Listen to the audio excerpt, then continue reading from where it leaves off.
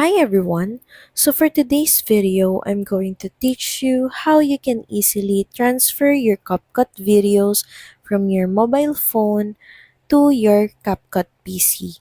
So let's head over to the CapCut app, then click on Me, and just make sure that you have already logged into your account first. Next, let's head over to the library. And in the spaces section, you can either choose an existing space, but if we scroll further to the left, you can see the create option wherein you can create a new space in CapCut. So I'm going to use an existing space and just click the add button, then upload media. From here, just choose the video that you want to upload, then click on upload.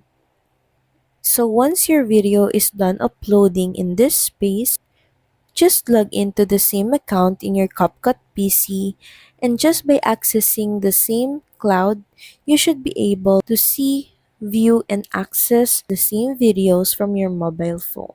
So that's pretty much it. Thank you very much for watching this video. I hope that this helped you on how you can easily transfer your CapCut videos from your mobile phone to your CapCut PC.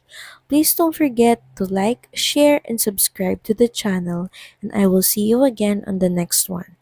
Bye!